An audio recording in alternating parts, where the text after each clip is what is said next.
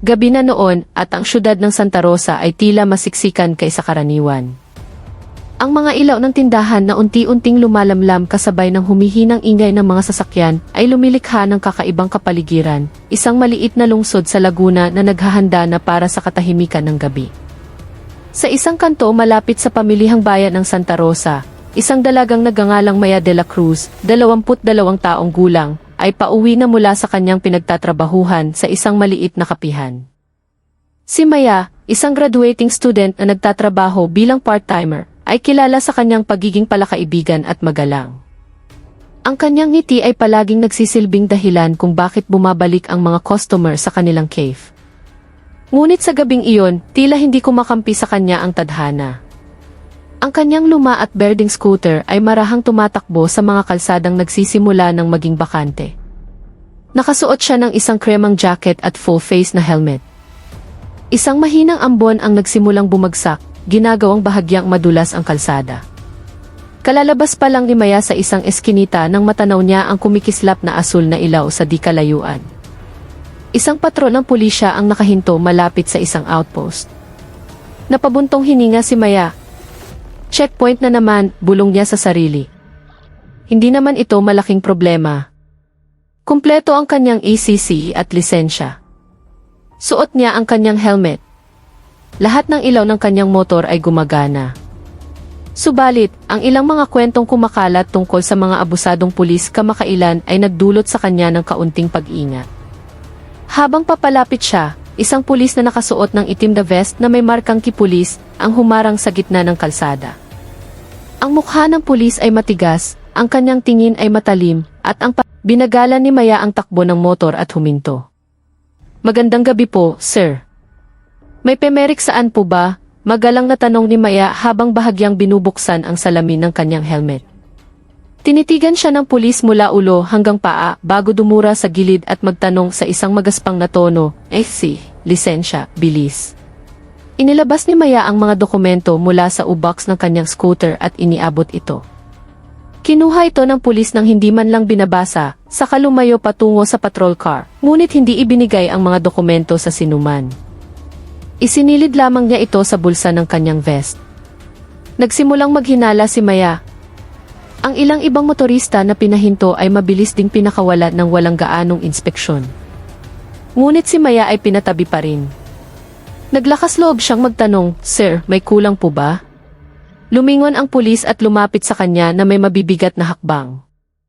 Ang mukha nito'y tila nagdidilim. Kulang. Maraming kulang. Malabo ang ilaw mo sa likod. Hindi rin kumpleto ang mga standard na kagamitan. Pwede kitang tiketan, pero dahil nakaharang ka sa daan ng mga opisyal, mas malaki ang multa. Nagulat si Maya. Sir, normal po ang ilaw ko. Ipinatingin ko pa kaninang umaga. Kung gusto ninyong tingnan. Tinuturuan mo ba ako sa trabaho ko? Sigaw ng pulis habang malakas na tinapik ang katawan ng scooter ni Maya. Napaatras si Maya ng isang hakbang. Ang kanyang puso ay kumakabog sa kaba. Sa kabilang banda ng kalsada, ilang mga tindero na hindi pa tapos magligpit ng kanilang mga paninda ay nakatingin. Nagbubulungan sila. Madalas na nilang marinig ang mga ganitong kaso. Sa mga nakalipas na buwan, ang mga checkpoint sa gabi ay madalas gamitin ng ilang oknum para kumita ng mabilis na pera. Sinubukan ni Maya na manatiling kalmado. Paumanhin po, sir. Kung may problema po talaga ang ilaw ko, handa po akong ipaayos. Pero pakibalik na po muna ang ACC at lisensya ko. Umismid ang pulis. Pwede, pero bayaran mo muna ang multa sa paglabag mo. 2,000. Nanlaki ang mga mata ni Maya. 2,000 piso po, sir. Pero wala naman po akong nilabag na kahit ano. Nagsimulang lumakas ang ulan. Ang malalaking patak nito ay tumatama sa jacket ni Maya. Ang kalsada ay basa at malamig. Ngunit ang pulis ay lalo pang naging emosyonal. Kung marami ka pang reklamo, i-impound ko na rin itong motor mo. Kinagat ni Maya ang kanyang labi. Hindi ang halaga ang problema, kundi alam niyang hindi ito opisyal na proseso. Bilang isang graduating law student, alam niya ang kanyang mga karapatan. Ngunit alam din niyang ang direktang paglaban ay maaaring lalong magpalala ng sitwasyon. Sinubukan ni Maya ang isang kompromiso. Sir, susunod na lang po ako sa tamang proseso. Kung gusto ninyo akong tiketan, handa po akong pumunta sa korte o kumuha ng tiket.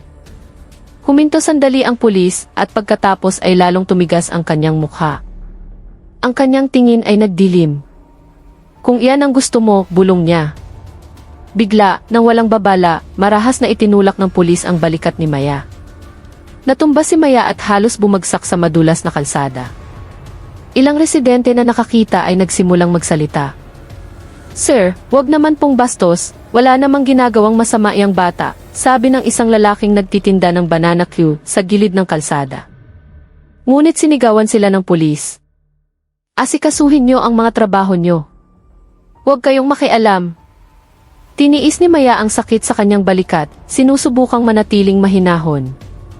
Sir, gusto ko lang po ng kalinawan. Pakibalik po ang mga dokumento ko. Lalo pang nag-init ang ulo ng pulis. Matapang ka ha?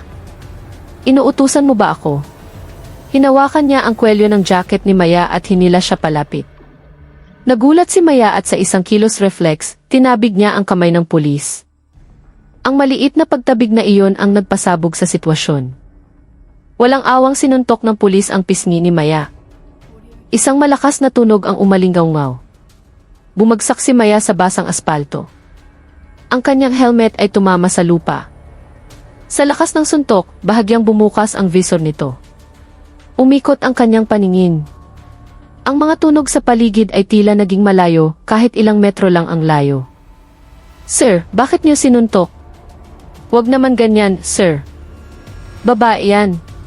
Ilang residente ang nagsimulang magtipon.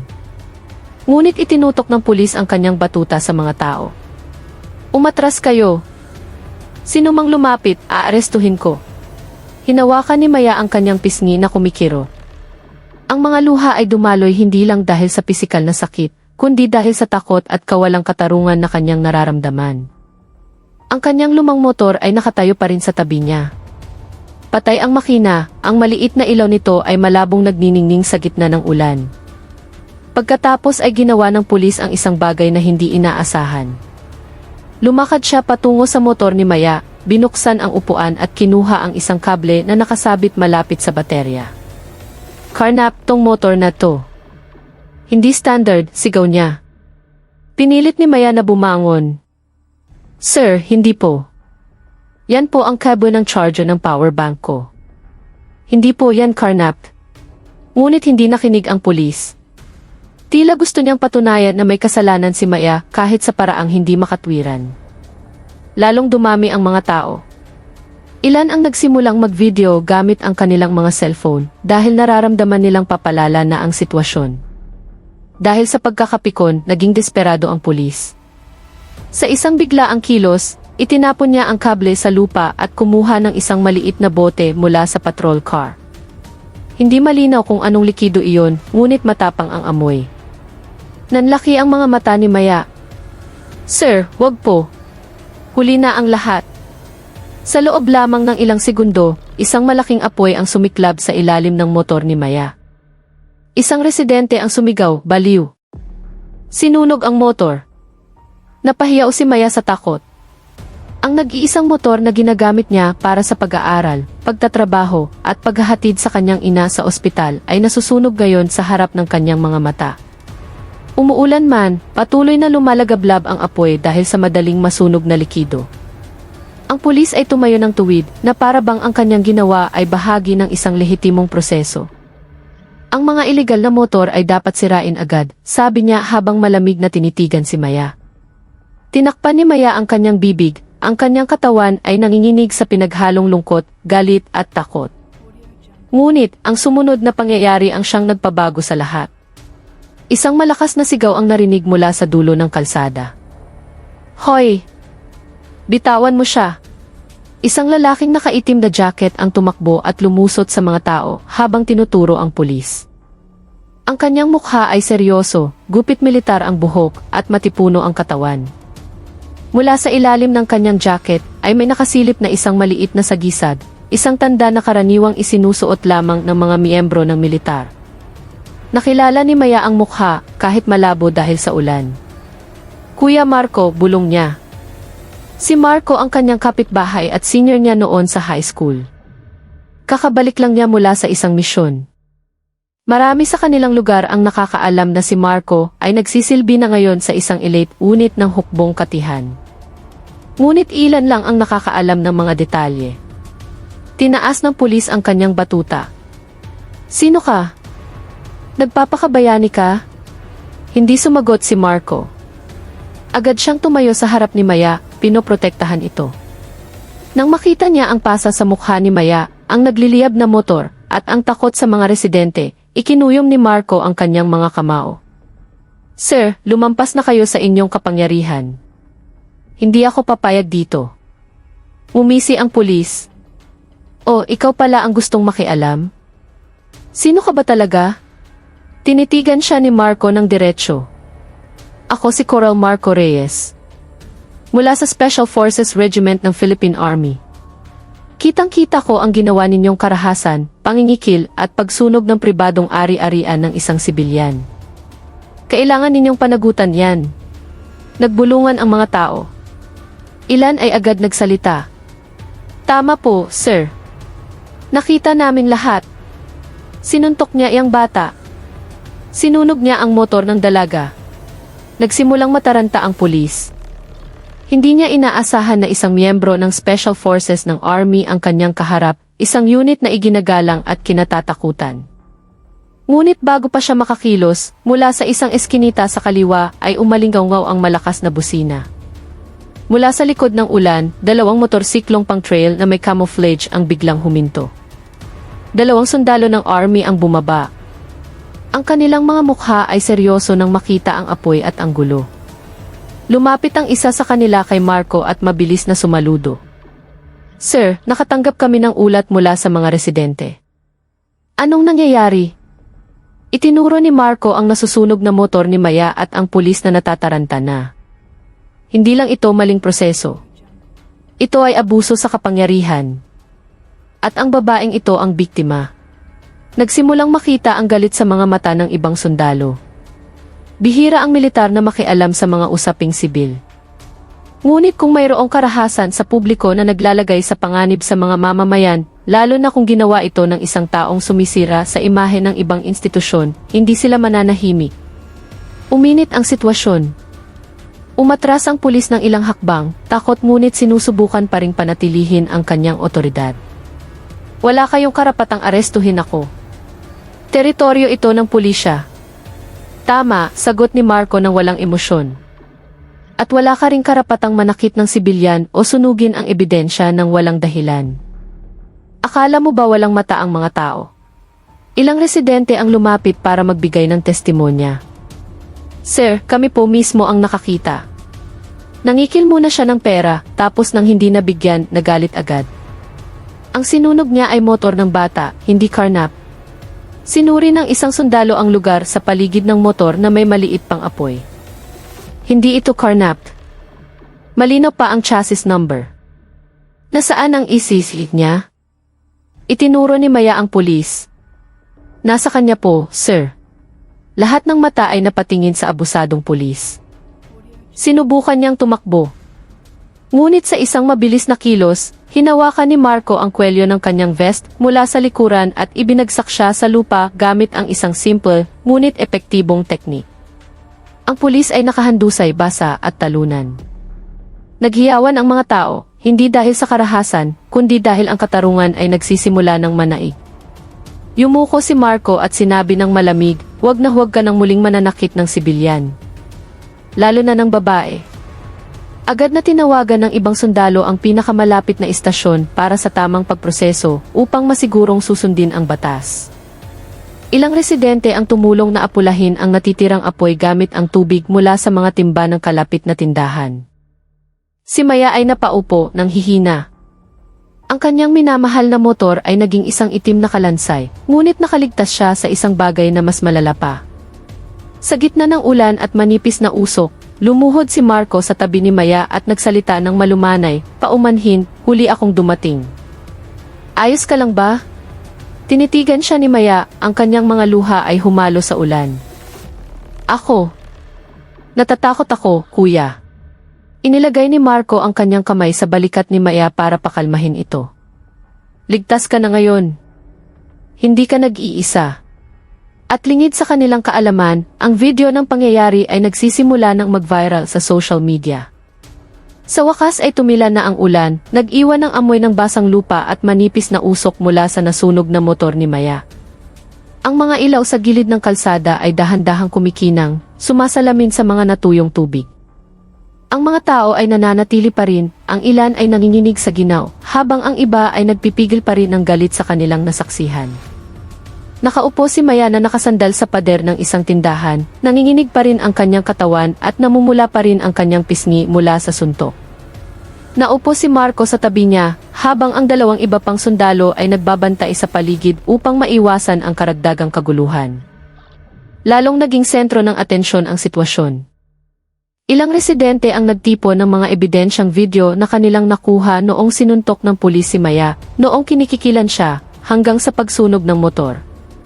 Sa loob lamang ng ilang minuto, ang mga video na iyon ay kumalat na sa mga grupo sa WhatsApp ng kanilang barangay, sa komunidad ng mga delivery rider, hanggang sa mga platform ng social media. Naglabasan ang mga komento ng mga netizen. Grabe, krimen na to. Kawawa naman si ate. Special Forces na ang rumisponde. Mukhang malaki ang aabutin nito. Ngunit walang kamalay-malay si Maya na ang kanyang pangalan ay pinag-uusapan na ng maraming tao. Ang tanging nararamdaman niya ay pagkabigla.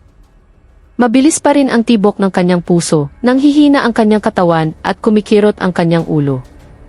Hindi niya kailanman naisip na ang isang ordinaryong gabi ng pag-uwi mula sa trabaho ay magiging isang bangungot. Hindi nagtagal, dumating ang ibang mga pulis. Isang patrol car ang dumating na may mahinang sirena. Dalawang mas mataas na ranggong opisyal ang bumaba. Ang kanilang mga mukha ay seryoso nang makita ang mga tao at ang sunog na motor. Isa sa mga opisyal, si Police Captain Mendoza, ay lumapit kay Marco at sumaludo. Magandang gabi. Nakatanggap na kami ng ulat.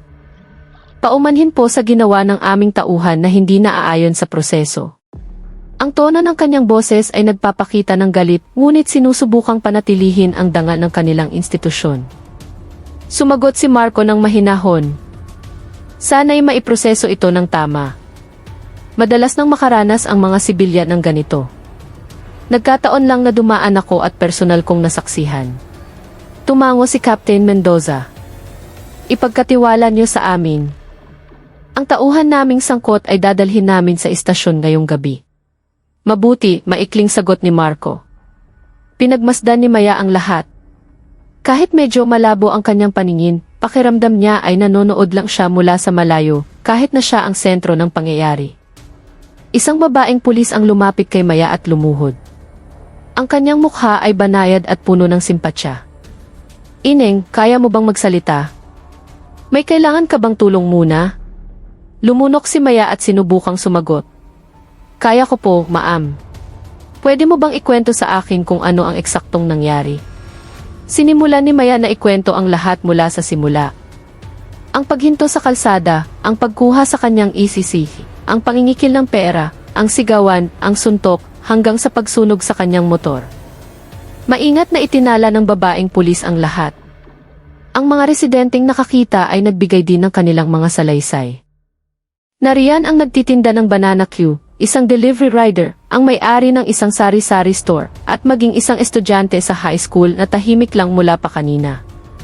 Lahat sila ay iisa ang testimonya. Pinipilit niya pong humingi ng pera. Noong tumanggi si ate, nagalit na siya. Nakita po namin na siya ang nagsindi ng apoy, ma'am. Ang mga pare-parehong salaysay ay lalong nagpatibay sa posisyon ni Maya. Nang ipinapaliwanag niya ang tungkol sa panununtok, nagsimulang manginig ang boses ni Maya. Ang kanyang mga balikat ay tumataas-baba habang pinipigilan ang pag-iyak. Si Marco, na kanina pa'y medyo lumayo para maging objektibo ang investigasyon, ay lumapit at marahang hinawakan ang likod ni Maya. Tama na muna. Shock pa siya, sabi niya sa babaeng pulis. Tumango ang pulis bilang pag-unawa. CJ. Kailangan mo munang magpahinga. Hindi na napigilan ni Maya. Ang mga luha ay bumuhos ng hindi niya mapigilan, kasama ang takot, galit at trauma na naipon. Gusto ko lang umuwi mula sa trabaho, kuya. Bakit kailangang mangyari to? Basag ang kanyang boses. Huminga ng malalim si Marco, pinipigilan ang sariling emosyon. Alam niyang ang gabing ito ay mag-iiwan ng sugat na hindi agad maghihilom. Maya, malumanay na tiningnan siya ni Marco. Hindi ikaw ang may kasalanan. At hindi mo haharapin ito ng mag-isa. Pangako yan. Ang simpleng mga salitang iyon ay nagpaiyak lalo kay Maya, isang pagpapakawala ng takot na matagal niyang kinimkim. Mula sa malayo, nakita nila ang dalawang pulis na pumuposa sa abusadong opisyal na nagsimula ng lahat ng gulo. Ang mukha nito ay maputla, basa at puno ng pagkasindak. Sinusubukan pa rin niyang ipagtanggol ang sarili. Sumusunod lang ako sa proseso, ngunit pinutol siya ni Captain Mendoza. Manahimik ka na. Iimbestigahan ka ng internal affairs ngayong gabi. Nagbulungan ang mga tao, isang pakiramdam ng ginhawa matapos masaksihan ang kawalang katarungan. Dinala ang oknum sa sasakyan at malakas na isinara ang pinto.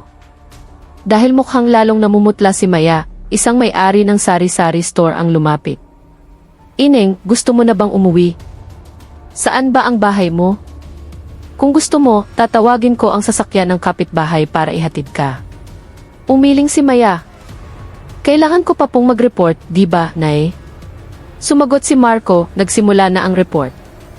Ang iba ay pwedeng bukas na kapag mas kalmado ka na. Tiningnan ni Maya ang sunog na motor at muling nalungkot. Iyan lang po ang nag-iisang motor ko, kuya. Buwan-buwan ko pong binabayaran ang hulog niyan. Hindi sumagot si Marco, ngunit ang kanyang tingin ay malinaw na nagpapahiwatig ng simpatsya at isang tahimik na pangako. Isang sundalo ang lumapit kay Marco. Sir, kung kailangan ng kasama bukas sa istasyon ng pulis, handa kami. Kailangang malinis ang kasong ito. Tumango si Marco. Salamat.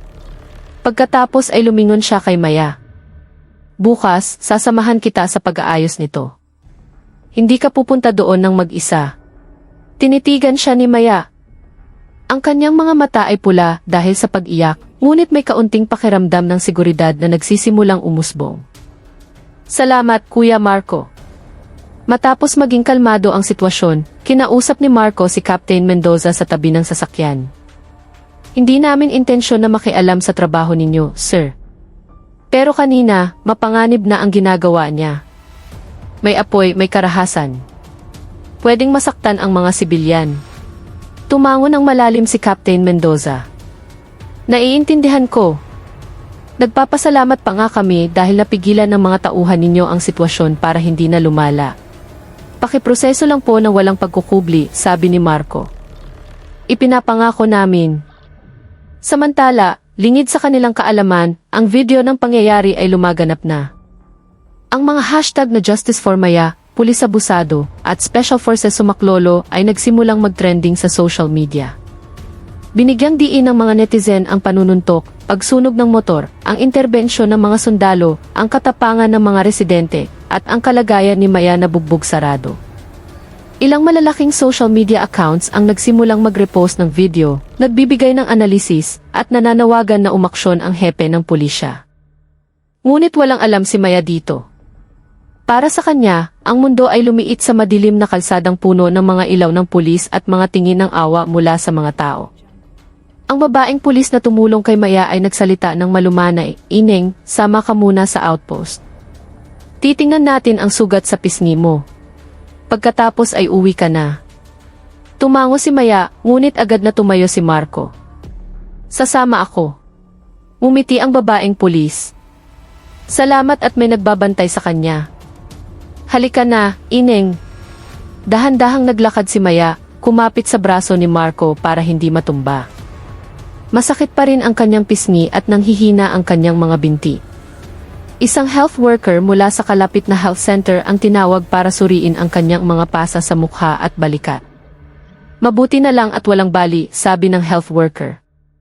Pero malala ang pasa, bukas ay masasakit yan. Nang matapos ang pagsusuri, isang senior na pulis ang nag-alok ng kanilang patrol car para ihatid si Maya pauwi. Ito ang unang hakbang ng moral na responsibilidad ng institusyon, ang siguraduhing ligtas siyang makakauwi.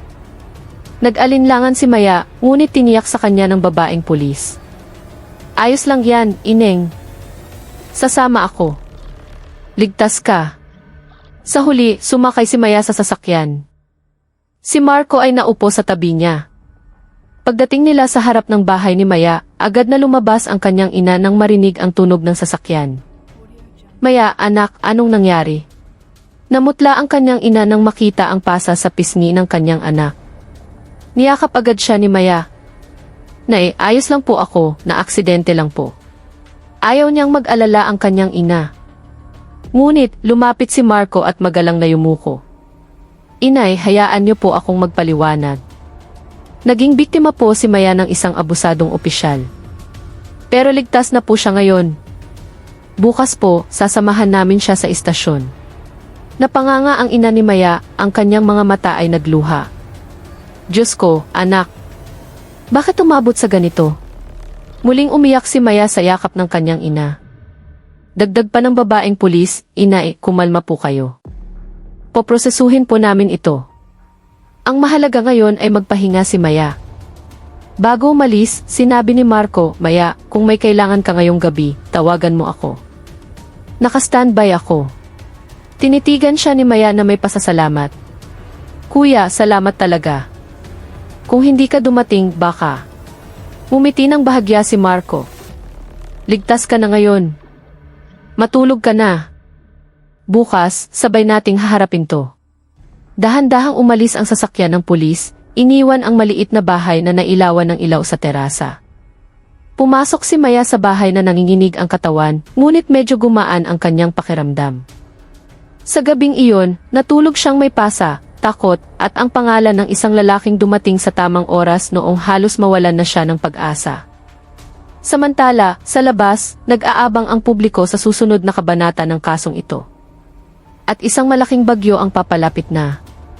Kinaumagahan, ang bahay ni Maya ay napuno ng amoy ng langis at mainit na tsaa. Ang sinag ng araw ay tumago sa manipis na kortina. Nagising si Maya na may mabigat na ulo at matinding kirot sa kanyang pisngi nang dahan-dahan niya itong hinawakan. Ang pasa ay mas naging maitim kaysa kagabi. Ang kanyang cellphone na nasa mesa ay biglang nag-vibrate ng walang tigil. Dose-dose ng mga notifikasyon ang pumasok. Mga mensahe mula sa mga kaklase, katrabaho, at maging mula sa mga numerong hindi niya kilala. Nalito siya at nanlamig nang mabasa ang isa sa mga mensahe. Maya, trending ka sa social media. Ayos ka lang ba? Nanginginig ang kanyang mga kamay nang buksan niya ang isang social media app at doon, sa unang pahina, lumitaw ang kanyang video. Siya na sinuntok, ang kanyang motor na sinunog, si Marco at ang mga sundalo na dumating. Tinakpan niya ang kanyang bibig, nanginginig ang kanyang katawan. Diyos ko po, bulong niya. Dumating ang kanyang ina na may dalang isang basong tsaa. Anak, bakit? Anong nangyari? Ipinakita ni Maya ang screen. Nagulat ang kanyang ina. Ang kanyang mukha ay nagbago, puno ng pag-aalala at galit. Sino ang nagkalat nito? Bakit kailangang ikaw pa ang makita ng publiko ng ganito? Ang pagiging viral ng video ay nagdala ng dalawang bagay, suporta at presyon. Maya-maya, muling tumunog ang telepono ni Maya. Isang hindi kilalang numero. Nag-atubili siyang sagutin. Hello, mahina ang boses ni Maya. Magandang umaga. Si Maya de la Cruz po ba ito? Opo, ako nga po. Ako si Police Major Adita mula sa Provincial Internal Affairs Service ng Laguna.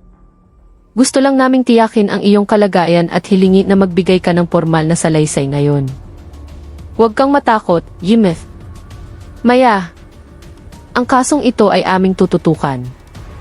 Hindi pa lumilipas ang isang oras, narinig ang tunog ng isang trail bike na huminto sa harap ng bahay. Bumaba si Marco mula sa motor na nakasuot ng itim na jacket at berdeng cargo pants. Agad niyang hinanap si Maya pagbukas ng pinto. Magandang umaga. Handa ka na ba? Malumanay niyang tanong. Kuya, bakit ang aga mo? Nabalitaan kong trending ka, buntong hininga ni Marco. Natakot akong baka ma-stress ka sa pagbabasa ng mga komento ng tao. Yumuko si Maya. Mahina ang kanyang boses. Natatakot ako, kuya. Hindi ko naman hiningi ang lahat ng ito. Kaya nga, sagot ni Marco, dahil wala kang kasalanan, kailangan mong tumayo ng may dignidad.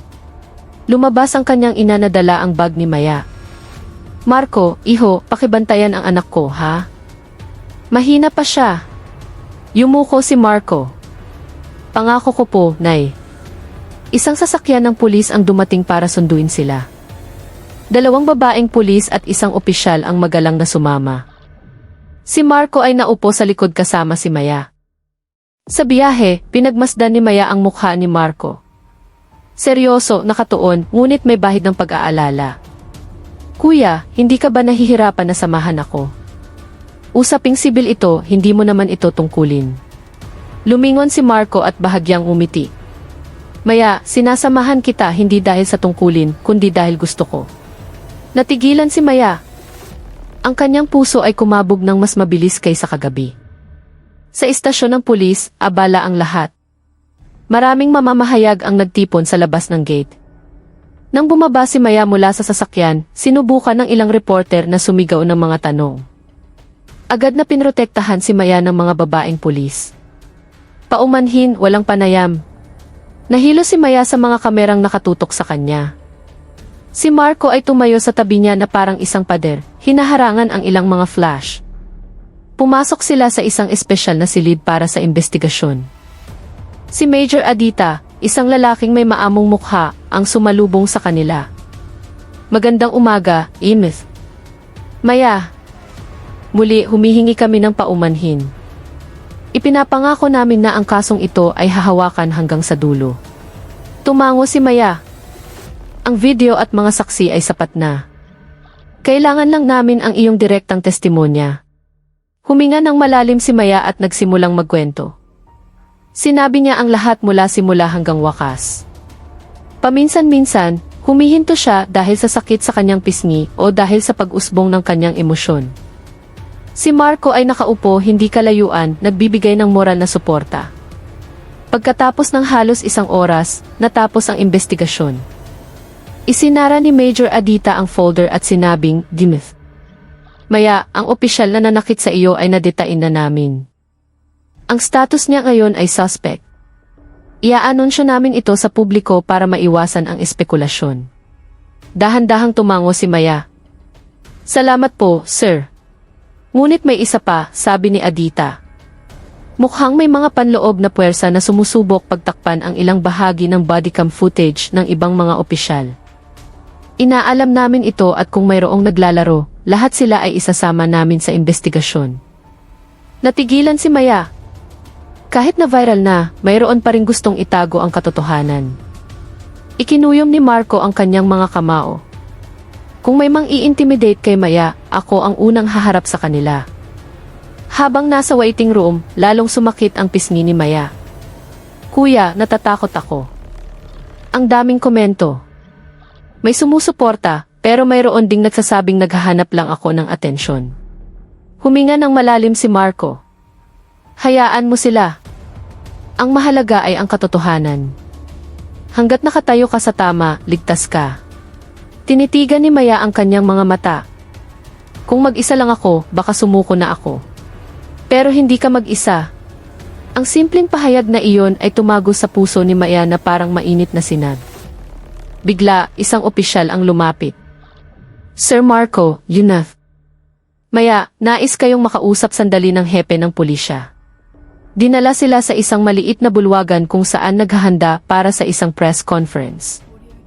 Ang hepe ng pulisya, isang lalaking nasa katanghalian ng edad, ay agad na tumayo. Magandang umaga, Imith. Maya, ako si Colonel Wijaya. Una sa lahat, nais kong ipaabot ang opisyal na paghingi ng paumanhin mula sa aming institusyon. Hindi namin kinukonsinti ang pag-abuso sa kapangyarihan. Ang tauhan na nanakit sa iyo at nagsunog ng iyong motor ay pansamantala ng tinanggal sa serbisyo at nadetain. Ang kasong ito ay itutuloy bilang kasong kriminal. Nagulat si Maya. Hindi niya inaasahan na ganito kabilis ang proseso. Salamat po, sir, mahina niyang sabi. At bilang bahagi ng aming moral na responsibilidad, patuloy ng hepe, papalitan ng buong pulisya ang iyong motor. Karapat-dapat ka sa isang bagong sasakyan. Natigilan si Maya. Si Marco ay ngumiti sa tabi niya. Biglang nakaramdam ng pagkaantig si Maya. Hindi niya inaasahan na mula sa isang kahindik-hindik na trahedya ay lilitaw ang katarungang hindi niya kailanman naisip. Ngunit, paglabas nila sa silid, nakatanggap si Marco ng tawag mula sa kanyang kampo. Marco, nasa istasyon ka pa ba? Seryoso ang boses sa kabilang linya. Opo, Commander. Bakit po? Nakatanggap kami ng ulat. May ilang mga anonymous account na nagkakalat ng kasinungalingan na lumampas ka sa iyong otoridad noong pinigilan mo ang pulis. May indikasyon na ang mga account na iyon ay konektado sa isang tao sa loob ng kanilang hanay na ayaw mabuksan ng husto ang kasong ito. Hindi lang pagtatakip. Nangangamba kami na gusto nilang baliktarin ang sitwasyon. Mag-ingat ka at huwag mong iiwanang mag-isa si Maya. Agad na isinara ni Marco ang telepono, tumigas ang kanyang panga. Nang makita ni Maya ang pagbabago sa kanyang mukha, nagtanong siya, Kuya, bakit? Tinitigan siya ni Marco ng malalim. Maya, simula ngayon, kailangan mong mag-ingat. May mga taong ayaw lumaki ang kasong ito. Kinilabutan si Maya. Akala ko po ba, ayos na ang lahat? Umiling si Marco. Hindi pa. Dahil naging viral ito, maraming mata na ngayon ang nakatingin. At hindi lahat ay may mabuting intensyon. Dinala si Maya sa ospital para sa mas masusing pagsusuri. Ang kanyang mga sugat ay nagsisimula ng gumaling, ngunit ang trauma sa kanyang mga mata ay malinaw pa rin. Sa tabi ng kama, hinawakan ng kanyang ina ang kanyang kamay. Anak, patawarin mo si nanay. Dapat nandoon ako. Umiling si Maya. Wala po kayong kasalanan, Nay. Sila ang may sala. Hindi nagtagal, kumatok sa pinto. Si Marco ay pumasok na may tipid ng ngiti. Kamusta ang pakiramdam mo? Tanong niya. Mas mabuti na po, kuya. Maraming salamat. Kung wala ka, hindi ko alam kung anong mangyayari. Tumango lang si Marco. Hindi mo kailangang magpasalamat. Ang ginawa ko ay bahagi lang ng tungkulin at pagiging tao. Ngunit mayroong lungkot sa kanyang mga mata. Alam niyang ang kasong ito ay hindi lamang simpleng pang-aapi. Simula ngayon, patuloy ni Marco, poprotektahan ka namin. Ang nangyari kagabi ay hindi na dapat maulit kaninuman. Sumabog ang galit ng publiko. Ang video ay naging viral sa buong bansa. Nagsagawa ng mga kilos protesta ang mga aktivista at estudyante. Maging ang mga kilalang personalidad ay nagpahayag ng pagkondena. Dahil sa matinding pressure, ang mga abusadong pulis ay nakaramdam ng panganib. Gusto nila tayong ubusin, sabi ng isa sa mga kasamahan ni Corporal Santos. Kailangan nating maunahan sila, sagot ni Santos. Buhay pa ang babaeng iyon. Hanggat nagsasalita siya, tapos tayo. Patahimikin natin siya ngayong gabi.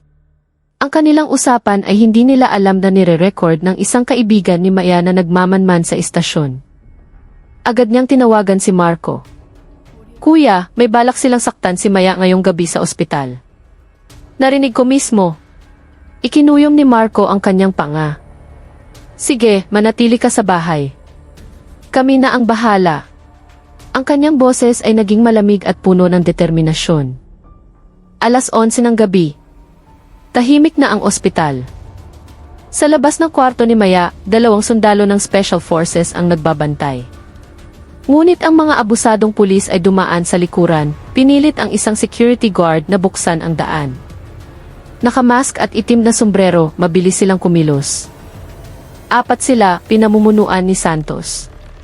Siguraduhing walang kamera, bulong ni Santos nang malapit na sila sa pinto ng kwarto ni Maya. Biglang namatay ang ilaw sa pasilyo. Nang bumalik ito, isang linya ng mga sundalo ng Special Forces ang nakaharang sa kanila, kumpleto sa gamit. Nanlaki ang mga mata ni Santos. Ano to? Lumakad si Marco. Akala niyo ba hindi namin alam ang plano niyo? Sinubukan ng isang pulis na tumakas, ngunit agad siyang nahuli at pinusasan. Itinaas ni Santos ang kanyang batuta para hampasin si Marco. Ngunit sa isang mabilis na kilos, pinilipit ni Marco ang kanyang braso hanggang sa mabitawan niya ang batuta at bumagsak siya sa sahig. Ang sigaw ni Santos ay umalinggaw sa pasilyo. Tapos na ang laro nyo, sabi ni Marco. Ngayong gabi, dito kayo magtatapos. Kinabukasan, isang malaking press conference ang idinaos. Sa harap ng podyum, nakaupo si Maya kasama ang kanyang ina, mga kaibigan, ang bagong hepe ng pulisya, at si Marco. Kinuha ni Maya ang mikropono. Nanginginig ang kanyang boses ngunit matatag. Isa lang po akong ordinaryong babae na nagsisikap mabuhay para sa aking sarili at sa aking magulang. Pero sinuntok ako, hinamak at sinunog ang aking motor dahil lang sa ayaw kong magbigay ng kotong. Akala ko mamamatay na ako noong gabing iyon. Umiyak ng tahimik ang kanyang ina. Pero nagpapasalamat ako dahil may mga mabubuting tao pa rin na handang ipaglaban ang katarungan. Tumingin siya kay Marco at sa kanyang mga kaibigan. Salamat. Iniligtas ninyo ang buhay ko. 2 linggo pagkatapos, idinaos ang paglilitis. Ang mga ebidensya ay kumpleto at matibay. Hinatulan ng korte si Corporal Santos ng 12 taong pagkakakulong para sa matinding pananakit, pagsunog at tangkang pagpatay. Ang 3 niyang kasamahan ay nahatulan din ng 5 hanggang 8 taon. Lahat sila ay tinanggal sa serbisyo. Nang basahin ang hatol, nagsigawan sa tuwa ang mga tao sa labas ng korte. Ipinikit ni Maya ang kanyang mga mata at lumuha sa ginhawa. Tapos na, bulong niya. Tinapik ni Marco ang kanyang balikat. Matapang ka. Maraming matatanda ang hindi kayang maging kasing tapang mo.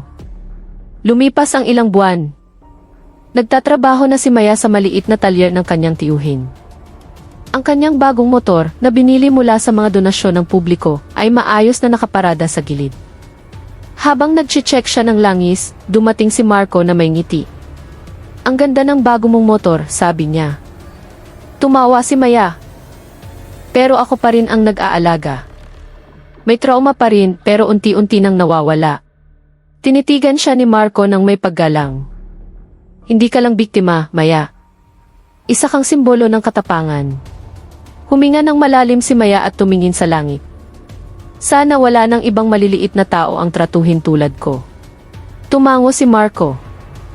At sana, ang mga masasamang tao na tulad nila ay wala ng lugar sa bansang ito. Ngumiti si Maya. Ang mga sugat ng nakaraan ay dahan-dahang naghihilom. Ang buhay ay nagbigay ng bagong kabanata, puno ng pag-asa at lakas. At mula sa malayo, ang lipunang dating tahimik